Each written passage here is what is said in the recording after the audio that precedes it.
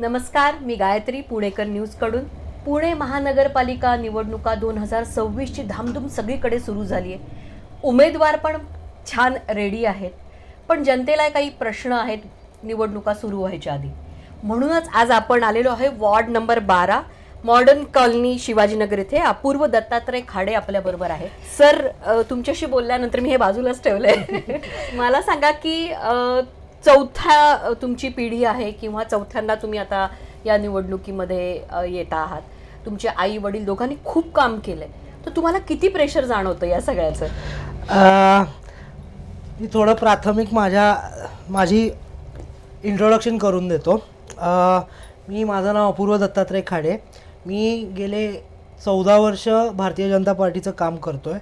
त्यात युवा मोर्चातून मी माझ्या कामाची सुरुवात केली.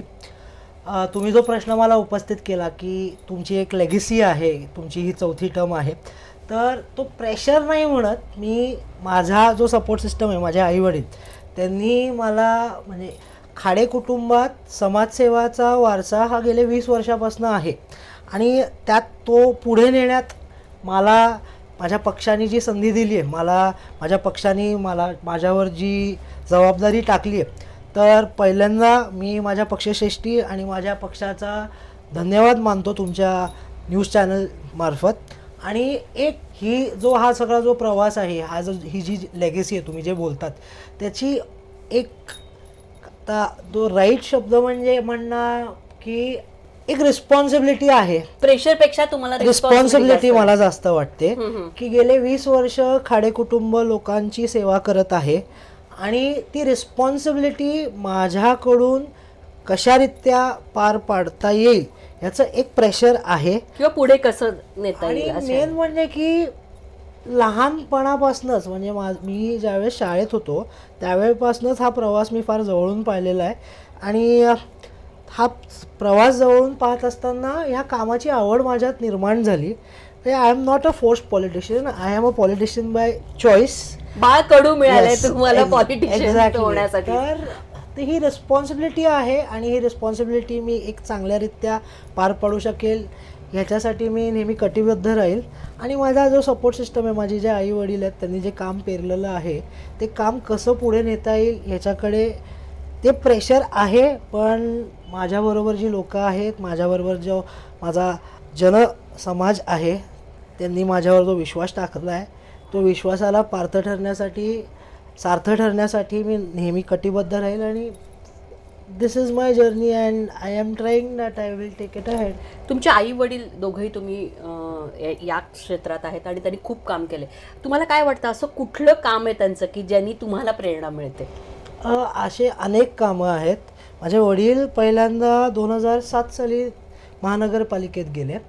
त्यांच्यापासून सुरुवात करतो. माझ्या वडील जेव्हा निवडून आले होते, म्हणजे मी ज्या भागात राहतो त्याचं नाव पुलाची वाडी, JM रोडला लागून हा भाग आहे, ही वस्ती आहे. तर तिथे तुम्हाला माहिती आहे की दर पावसाळ्यात ज्यावेळेस पाऊस खूप पडतो, आपली जी नदी आहे ती ओव्हरफ्लो होते आणि त्याचं पाणी सगळ्या लो लाईन एरियाजमध्ये पसरतं. तर दरवर्षी हा प्रॉब्लेम आम्हाला जाणवायचा. मग ज्यावेळेस माझे वडील पहिल्यांदा निवडून आले, त्यांनी पहिलं काम जे केलं ते म्हणजे सुरक्षा भिंत, पूर भिंत, आमचा जो भाग आहे तिथून राईट फ्रॉम छत्रपती संभाजी महाराज उद्यानापासून ते खंडोजी बाबा ब्रिज आहे, लकडी पूल, तिथपर्यंत तो अख्खी सुरक्षा भिंत बांधली. त्याच्याने लोकांना खूप म्हणजे जे पाणी लोकांच्या घरात जात होतं, लोकांना तिथून सुटका मिळाली. ते एक काम म्हणजे मला एक प्रेरणादायी आहे. त्याच्यानंतर माझ्या आईने म्हणजे माझी आई ज्यावेळेस 2017 साली नगरसेविका होती, त्यावेळेस आम्हाला एक नवीन भाग जोडला गेला होता, तो म्हणजे वडारवाडी. तर तिथे आधी कधी म्हणजे असं काम करायची संधी मिळाली नव्हती. जेव्हा ती संधी मिळाली त्यावेळेस तिथे एक महानगरपालिकेचं हॉस्पिटल आहे, डॉक्टर होमी बाबा हॉस्पिटल. ते इट इज म्हणजे नर्सिंग होम आहे ते. त्यावेळेस आई त्याच्या पाहणीसाठी गेल्या असताना त्यावेळेस तिला ते दिसलं, तिला ते जाणून आलं की it is a very outdated hospital. मग तिने ते सगळं बघितलं, तिने एक प्रस्ताव केला, तो प्रस्ताव महानगरपालिकेतून मान्य करून घेतला, बजेट आणलं, बजेट तिचं स्वतःचं बजेट सादर केलं आणि ते जे हॉस्पिटल होतं आधी जुनं ते जमीनदोस्त करून आता तिने तिथे एक नवीन इमारत बांधलेली आहे. त्याचं लवकरच लोकार्पण होईल. It is in the final stages. आणि तिचा एक प्रयत्न होता की वडारवाडीच्या जनतेसाठी एक सुसज्ज आणि state of the art hospital तिथे उभारून द्यावं आणि ते केलं तिने. आणि ते ज्यावेळेस चालू होईल तर तिकडचे जे वाडी भाग आहे म्हणजे प्रामुख्याने वडारवाडी आणि गोखलेनगर इथल्या महिलांना व सगळ्या समाजाला त्याचा खूप फार चांगला फायदा होईल. हे असे भरपूर असे काम आहेत ते सांगायला म्हणजे गेलं तर त्यांच्याकडनं तर तुम्ही प्रेरणा घेतली, पण आत्ता तुम्हाला काय असं वाटतं की टॉप 3 अशी कोणती कामं आहेत जी तुम्ही निवडून आल्यानंतर पहिल्यांदा करणार आहात? मला माझ्या पक्षाने जी जबाबदारी दिलेली आहे प्रभाग क्रमांक 12, मी थोडं याचं एक बॅकग्राऊंड सांगतो. It is situated in the heart of the city. Correct. माझ्या इकडे प्रामुख्याने 3 मेन रोड येतात. ते म्हणजे JM Road, Fergusson College Road आणि सेनापती बापट ट्रॅफिक रोड. पण भरपूर आहे इकडे. I am coming to that. आणि आमचा जो प्रभागाचा डेमोग्राफी आहे तो 60-40 रेशोचा आहे. 60% अर्बन पॉप्युलेशन आणि अर्बन हायरायझेस आहेत आणि 40% ही आमची वाडी वस्तीचा भाग आहे. तर इथे काम करताना आम्ही म्हणजे मी जे काम करत होतो पक्षाच्या मार्फत किंवा माझ्या आईवडिलांच्या मार्फत जे मी जे काम करत होतो मला काही समस्या जाणवल्या. ते म्हणजे तुम्ही जे आधी सुरुवातीला सुरुवात केली की ट्रॅफिक. तर ट्रॅफिकसाठी आपण सगळे पुणेकरच आपण घरात बसलोय तर त्याच्यात ते बोलायला काही मला असं काही वाईट नाही वाटत की आत्ताच्या घडीला we have to come to terms to it की आत्ताच्या घडीला Senapati Bapat Road, Fergusson Road आणि जेएम रोड हा भयानक ट्रॅफिकच्या विळख्यात अडकलेला आहे. म्हणजे मी तुम्हाला सांगते, ऑफिसला जाताना सकाळी कमीत कमी 15-20 मिनिटं आणि संध्याकाळच्या वेळेला तर विचारायचंच नाही. हो. पण मग हे जे आमच्यासारखे ज्यांना पंचिंग महत्वाचं आहे त्या टाइमला आणि ते जर ट्रॅफिकमध्ये अडकले, रोज हे कारण तर आम्ही देऊ शकत नाही आमच्या बॉसला की हेच कारण, आणि ते पटणार पण नाही कोणाला. तर हा प्रॉब्लेम खूप महत्वाचा आहे. तर हा तुम्ही कसा सोडवणार आहात? आता याच्यावरती आम्ही म्हणजे माझ्या डोक्यात जे आहे, मी I am a student of political science. मी MA पॉलिटिकल सायन्स केलेलं आहे. तर शिक्षणाची साथ घेऊन, लोकांची साथ घेऊन, त्याच्यानंतर आपले ट्रॅफिक पोलीस आहेत त्यांची साथ घेऊन आणि प्रशासनाची साथ घेऊन याच्यावरती कशी उपाययोजना करता येईल की जेणेकरून हे जे आत्ताच्या घडीला जे आपले प्रामुख्याने मी 3 रस्ते ते तुम्हाला सांगितले त्याचं ट्रॅफिक कसं कमी करता येईल याच्यावरती एक केस स्टडी करून त्याच्यावरती नवीन नवीन उपक्रम लावून की त्याची काही फरक पडतोय की नाही ह्या गोष्टी आहेत डोक्यात. I want to basically make sure that the problems that I face in my ward are solved with the help of the people staying in the ward in accordance with the people that are governing this ward. तर त्याच्यासाठी मी शास्त्राचा, तंत्राचा आणि लोकांचा या सगळ्यांचा समगम घेऊन तो प्रश्न सोडवायचा प्रयत्न करेन. होपफुली की पुढच्या 5 वर्षात आमच्यासारख्यांना ही कारणं द्यायला लागणार नाहीत. हे झालं ट्रॅफिकशी रिलेटेड. कुठलाही वॉर्ड म्हटला किंवा इनफॅक्ट म्युन्सिपाल्टीचं पाणी जरी येत असलं तरी पाण्याचे प्रॉब्लेम हे आता सध्या भयंकर सगळ्यांना फेस करायला लागतात. तर या वॉर्डच्या दृष्टिकोनातून तुम्हाला काय असं वाटतं की वॉटर रिलेटेड कुठले प्रॉब्लेम्स आहेत आणि ते तुम्ही कसे सॉल्व्ह करणार आहात? आता तुम्ही तुमच्या प्रश्नाचं उत्तर स्वतःच दिलं. ह्यात काय होतं आहे प्रामुख्याने आमचा जो भाग आहे मी आज जसं सांगितलं 60% अर्बन आहे आणि 40% हा वाडी वस्तीचा भाग आहे. तर हा प्रॉब्लेम पाण्याचा प्रॉब्लेम आम्हाला जास्त करून वडारवाडी ही जी आमच्याकडे वस्ती आहे तिथे थोडाफार आमच्या गुंजाळवाडीमध्ये हा प्रॉब्लेम आम्हाला जाणवतो. आमचा जो गावठाण आहे भांबुर्डे गावठाण तिथे हा प्रॉब्लेम थोडाफार जाणवतो. आणि मी या प्रश्नाचं उत्तर देताना तुम्हाला एक हे विचारतो की आत्ताच्या घडीला आपण म्हणजे मी ज्या प्रभागात राहतो तिथे रॅपिड अर्बनायझेशन होतं. म्हणजे आपटे रोड आणि मॉडेल कॉलनी जिथे 5-5 आणि 7-7 हजाराचे स्टँड अलोन बंगलो प्लॉट्स होते तर ते रिडेव्हलप झालेले आहेत. तर आता माझ्यासमोर जो प्रश्न पाण्याचा जो दिसतोय ना तो त्याच्यासाठी मी म्हणजे त्याच्यावर थोडा केस स्टडी केला की जिथे एका प्लॉटमध्ये 5 आणि 7 लोक राहत होते आधी तिथे आता 50-50 फ्लॅट्स आलेले आहेत. रॅपिड अर्बनायझेशन आणि त्याच्यामुळे आलेला महानगरपालिकेच्या मूलभूत सुविधांवरचा ताण ह्याच्यावरती आपल्याला अभ्यास करणं गरजेचं आहे. माझी आई वडील ह्याच्या आधी ज्यावेळेला नगरसेवक होते त्यांनी हा पाण्याचा प्रॉब्लेम त्यांच्यारित्या सॉल्व्ह करायचा प्रयत्न केला. त्यांनी विविध ठिकाणी नवीन पाईपलाईन टाकल्या, ज्या एक्झिस्टिंग पाईपलाईन्स होत्या त्या मोठ्या केल्या आणि जे अनधिकृत वॉटर कनेक्शन्स होते त्याच्यावरती विळखा आणायचा प्रयत्न केला. आता जी आमचे जे कार्यक्षम आमदार आहेत माननीय सिद्धार्थदादा शिरोळे यांच्या प्रयत्नातून सगळ्यांच्या साथीबरोबर आपली फर्ग्युसन कॉलेजची टेकडी आहे तिथे आपण महानगरपालिकेअंतर्गत एक नवीन टाकी उभारतोय. ती बाय फेब्रुवारी फंक्शनल झाली पाहिजे.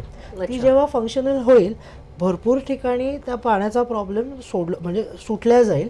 आणि ह्याच्यात आता ते झालं टाकीचा, म्हणजे ते आपण टाकीमार्फत करूयात. आणि तिथे दुसरं मी तुम्हाला जो बोललो की ज्या इलिगल कनेक्शन्स, वॉटर कनेक्शन्स जे घेतलेले आहेत त्याच्यावरती ते कुठेतरी कर्ब करणं गरजेचं आहे. समजा मी निवडून आलो तर ह्या गोष्टींवरती लक्ष देऊन पाणी, त्याच्यानंतर परत मी सायन्सचं बोलतो आहे, वॉटर लिकेज ही मॅप करून त्याच्यावरती रिअल टाईममध्ये ती वॉटर लिकेज कुठे होती आहे, काय होती आहे याच्यावरती अभ्यास करून ते वॉटर लिकेज पण आपण जेव्हा थांबवू तर हा पाण्याचा प्रश्न थोडाफार सुटल्या जाईल, कमी होईल. आणि ह्या प्रश्नांवरती सोडवण्याचा प्रयत्न आहे माझा. तुम्हीच आत्ता म्हणालात की काही रिडेव्हलपमेंट काही ठिकाणी होतंय, ट्रॅफिक आहेच, त्याच्यामुळे पोल्युशन वाढतंय, हे बांधकामं पाडणं, नवीन हे करणं, त्याच्यामुळे सुद्धा भयानक एअर पोल्युशन होतं. तर यासाठी तुम्ही काही विचार केलाय का? ह्याच्यासाठी मी ऑलरेडी काम करतो. माझे 2 NGOज आहेत, एक अभेद्य या नावाने आणि एक सखा सावित्री या नावाने. तर आम्ही we work in the field of environment. आम्ही एज्युकेशन या सेक्टरमध्ये काम करतो आणि आम्ही चाइल्ड वेलफेअर आणि ट्रायबल वेलफेअर, वुमेन एम्पॉवरमेंट ह्या सेक्टर्समध्ये देखील काम करतो. ह्याच्या आधी देखील आम्ही ट्री प्लांटेशन्सवरती भर होता. मी ज्या भागात राहतो पुलाची वाडी त्यालाच लागून रिव्हर बेल्ट आहे. तर मग आम्ही आमच्या NGO मार्फत त्याच्यावरती अभ्यास करून जे इंडिजिनियस इंडियन स्पीशीज आहेत ते झाडं आयडेंटिफाय करून आम्ही त्या रिव्हर बेल्ट ग्रीन करायचा आत्ता आमचा प्रयत्न चालू आहे. तो आम्ही यशस्वी देखील केलेला आहे. आणि जी आम्ही झाडं लावतो आम्ही त्याची अशी निगराणी घेतो की ते झाडं मोठी होतील. म्हणजे work done is only half done. म्हणजे आम्ही त्याच्यावरती थोडं काम करतो की बाबा आत्ता हा झाड लावलं तर आपण ते झाड वाढवलं पाहिजे, त्याचं संगोपन केलं पाहिजे, जेणे की आपलं ग्रीन कवर देखील जास्त वाढेल. माझ्या प्रभागात आत्ता प्रामुख्याने 2 टेकड्या येतात, ते म्हणजे हनुमान टेकडी आणि एक वेताळ टेकडी.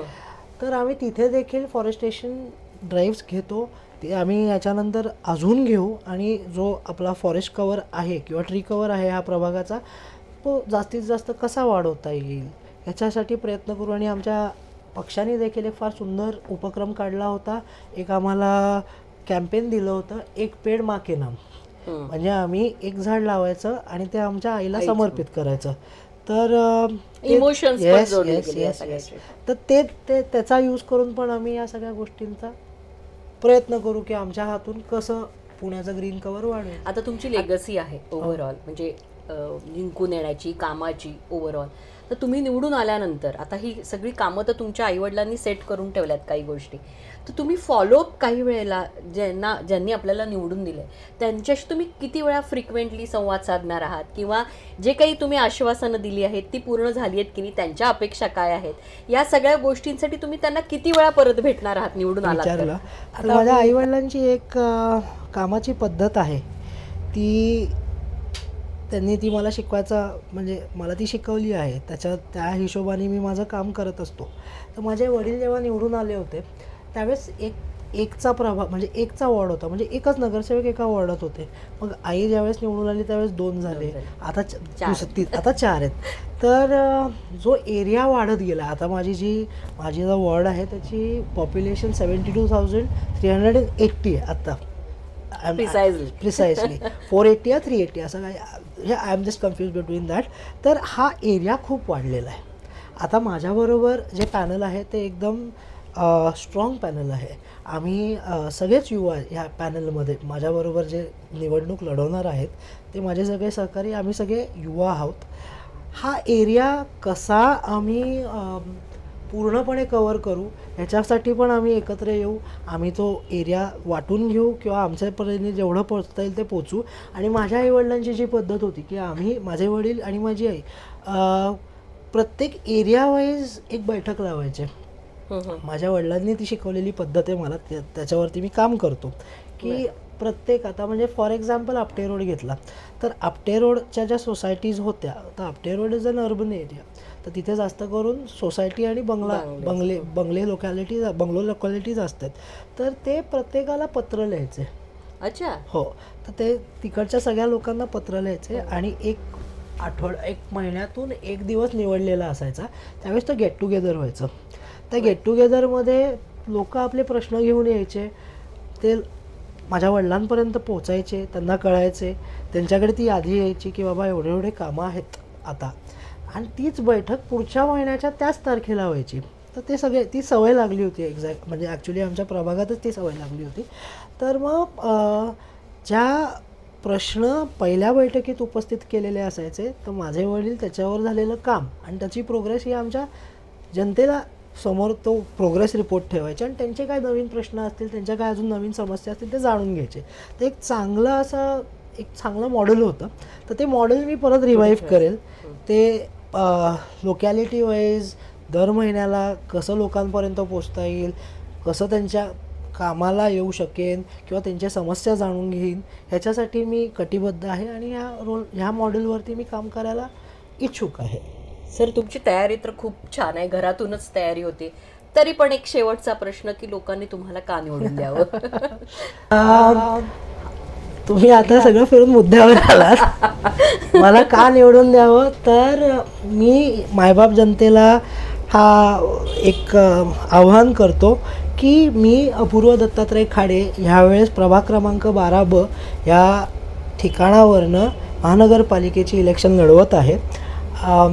मायबाप जनतेसमोर एवढंच मागणं आहे की तुमच्या मुलाला, तुमच्या अपूर्वाला एक संधी द्यावी, ज्यात म्हणजे माझ्याकडे काय आहे बाबा जे दुकानकडे नाही आहे, किंवा मला का निवडून द्यावं, तर मी एक युवा शिकलेला तरुण आहे, सुशिक्षित तरुण आहे आणि तुम्हाला तुमच्याशी बोलताना माझं विजन काय आहे हे तुम्हाला असं थोडंफार कळलं असेल. तर मला का निवडून द्यावं, तर मला काम करायची इच्छा आहे आणि मला काम करायची आवड आहे. मी आधीच सांगितलं की I am not an accidental politician, I am a politician by choice. तर ही संधी मला मिळाली तर मी जास्तीत जास्त लोकांची काम कशी करू शकेल किंवा कामाला कसं येईन, आणि तुमचा अपूर्व महानगरपालिकेत गेला तर तुमच्या प्रश्न कसे सुटतील याच्यासाठी तो कटिबद्ध राहील.